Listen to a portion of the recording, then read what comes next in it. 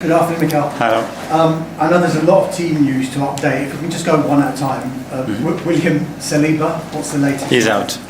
He's out. Do you know for how long? No, we are assessing him, but he won't be involved this match.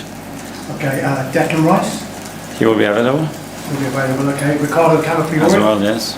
And you had a few worries about Gabriel Martinelli when he came off. What's the latest on him? Yeah, it looks as well that he's going to be out. We have to again do some more tests and see the extent of the injury, but this game is going to be too early for him. And I know Saka came into the game with illness and you took him off. Yeah. Is he going to be okay? Yeah, he's going to be fine. Okay, just on Brighton, what have you made of them so far this season, and a familiar player in great form up front, someone you know very well in Dan Welbeck? Seems to have a habit of scoring against his former clubs. Is this someone you're up to? Hopefully not tomorrow.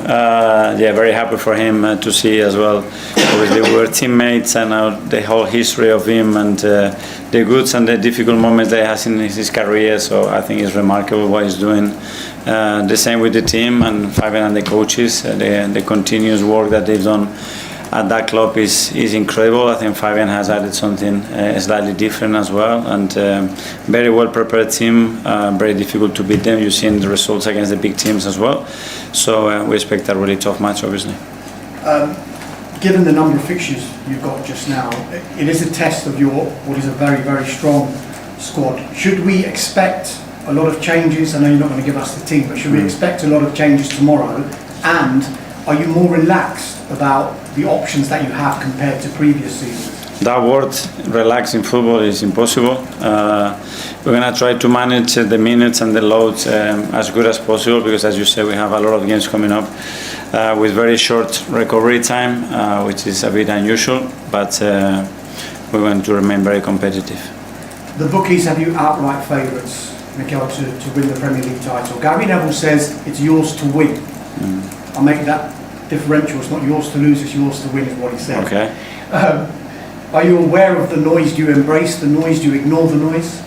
Well, that's what we want. I think when our people are excited and when you see that the team is competing at the level consistently, there are the right reasons to believe, and that's the main thing. If you want to win big trophies, you certainly have to install that feeling amongst the team, the club, and around it. And we're in a really good position at the moment, but we know how early it is and how difficult every game is.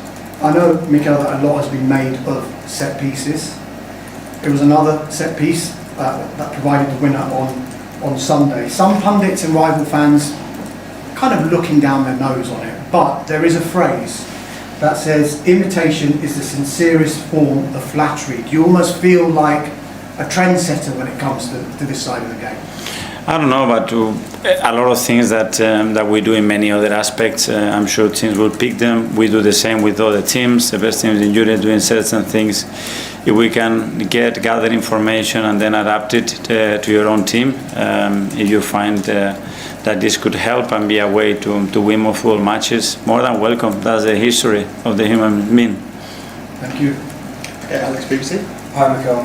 You've been working to increase the atmosphere and the connection with the fans. Have you been feeling that, and do you still want more? We always want more, but I think I said it after the match against Palace that I really liked it, and it's always tricky after a big match in midweek against Atletico to reproduce that, but it certainly was a great atmosphere to play football, and the more we do that, the more we increase that, the more maintain it throughout the game, and the team is feeling that, we're going to become better and stronger and much more difficult for the opponent to play. You have good squad depth this year after the summer signings, but probably one place you don't due to injuries is a direct replacement probably for Victor Gyökeres. Is he harder to rotate? Does he need some minutes out because of how much he's played? Yeah, in the front line especially, that's where we are more difficulties as well, with Nonia, with Kaya, with Gabi Jesus out, with Gabi Martinelli out as well. So that's the area that we have to be more careful as well, more conscious, because there we don't have that many options. So as I said, we're going to try to manage the load as good as possible to make sure that the players are fresh, they can compete really well, and the team can maintain the level that it's showing. You're competing in 4 competitions this year. You're one of the favourites in most of them. Where does the Carabao Cup rate to you, and how important is it for you to go deep in the competition? Today, the most important one, because it's the game that we have tomorrow. Is a competition that we haven't won it for many years, and it has to start tomorrow. We have to do a great game in order to be able to beat a very good Brighton side. We know that, we are prepared for that, and we have to show it on the pitch. Simon Standard. Mikael, can I just ask you about Ben White, who's obviously had a difficult start to the season fitness-wise. Is he still sort of feeling the impact of the knee surgery he had last season? Has it been something else? What's been the issue for him fitness-wise? Yeah, he had a setback, and that hasn't helped. But I think in pre-season probably was our best player. I think he played every game, and he was in great form, and we need him, because when Ben is at the level that he can show, is a top player for us, a player that drives the team in a different way, gives us a different threat on that flank as well, and we need him at his best. It's sort of known now that he wants to play for England again. Do you feel he's got the time to break into Tuchel's squad before the World Cup, and are you eager to give him the opportunity to show Thomas why he should be picking him? Yeah, well, it's still a lot of months to go, and in football everything can change one way or the other, and if Ben wants to do that, if Thomas believes he's the right player to do so, I'm so happy for him. He will have here, I'm sure, a lot of minutes, a lot of opportunities, and obviously his background talks about himself in the best possible way to give him the chance to be there. Tom. Hi Mikael, throw some stats at you. In the first 5 league games of the 2019-20 season before you arrived, Arsenal conceded 109 shots on goal, and 34 of those were on target. In your last 5 league games, you conceded 33 shots on goal, just 7 on target. It's a massive change over the course of your tenure. Was that a key area that you kind of identified when you first arrived that you were desperate to change? Well, yes, because I think we discussed the other day about the very close relationship between keeping clean sheet or not conceding goals and winning major trophies, and that's a foundation that we are building over the last 3 years, I think, and we need to continue to do that.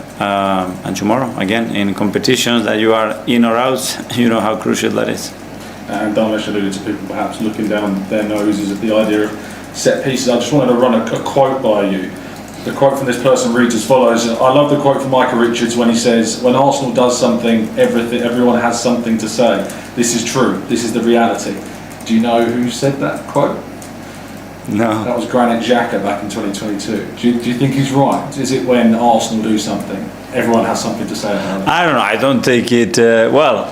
Probably it is true, because it's such a big club that obviously we make a lot of noise with it, whether it's good or bad, whatever. But that means that people are paying attention to that. We know our history, and that's very normal. Hopefully, we make noise for the good things. James Athletic. Hi Mikael. Hi. We saw a little bit of Pierre and Capier at the end of the game at the weekend. Arsenal fans will be looking forward to seeing more of him. He's obviously a really versatile player. He's played different positions in different systems.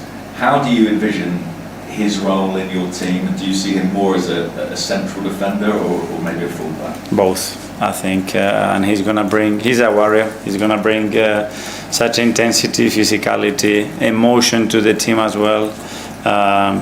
His quality on the ball. Is a player that is super keen. He can play inside, he can play on wide position. He's done it, as you said, in different ways, and now we need to get him up to speed, because the moment that physically is at his best, he's going to raise the level. Right. Another player in the squad who might be hoping to feature tomorrow, Ethan Ranieri. Last season, a lot of his football, I guess due to injuries, came in the wide positions on the right-hand side. This season, most of what we've seen from him has been in the centre. I just wondered, is that something that's been instigated by you, by the player? Is that a choice for his development? What can you say to explain this kind of change for him? A bit of everything. At the end, the context of Bukayo's injuries and not having a replacement as well opened that opportunity for him to break in and have a lot of minutes at his age. And now that he's more settled, he's more stable, more mature, we see him a lot playing inside in both positions. That's where his biggest threat is. That's where I think he feels most comfortable as well, and he can connect better with teams. But doesn't mean that he cannot play wide. He can do it still, but I think now we need to start developing more in one position. James, ESPN. Hi, Mikael. Hi. I'll ask you about Kepa. Yeah. If he plays tomorrow, guessing you won't tell us if he will play tomorrow. I don't know. If he does, it'll only be his second game. I just wondered how did you tell the goalkeepers how it would work this season? Is David? I mean, I would suggest he is probably first choice David Raya. Is that what you told them? Is David Raya first choice and Kepa's competed? I never do that, but I don't do that with any player. I think at the end they have to earn it. Obviously, David has been incredibly good for us in the last few years, and Kepa knew that when he came in, but he's ready to compete. I mean, if I have to highlight behaviors in that dressing room and culture, probably I will mention him as a number one, because again he's coming into a different environment after winning everything in football, almost being in the national team, Chelsea, Real Madrid, big clubs, and he comes here and every single day he's behaving like tomorrow's train station is the most important one of his life, and he will have his chances to play. He's in a really good place, and if he plays tomorrow I'm sure he will be really good. From the way that you talk about him, is part of the sort of top form we're seeing from David is actually down to the position that Kepa's provided? Because that connection, and I think the environment that you create between the goalkeepers and the coaches, it's unique. They are unique. To be a goalkeeper, you have to be unique.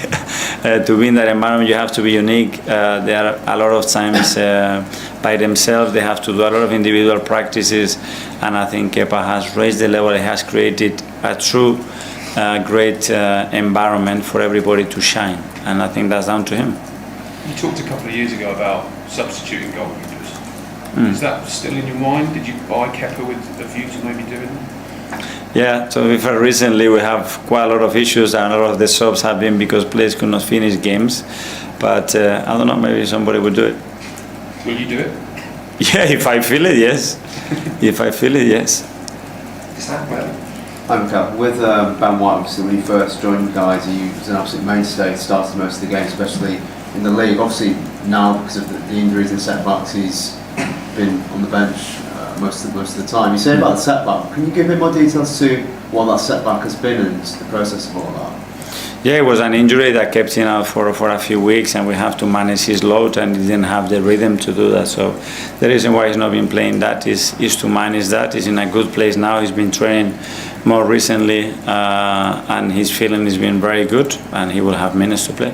Last year there's a period where it's reported that he was playing through knee pain and then only had the surgery after he couldn't better tolerate the pain. Looking back now in hindsight, do you not regret it, but do you look back and think maybe he should have had surgery earlier than playing through the pain?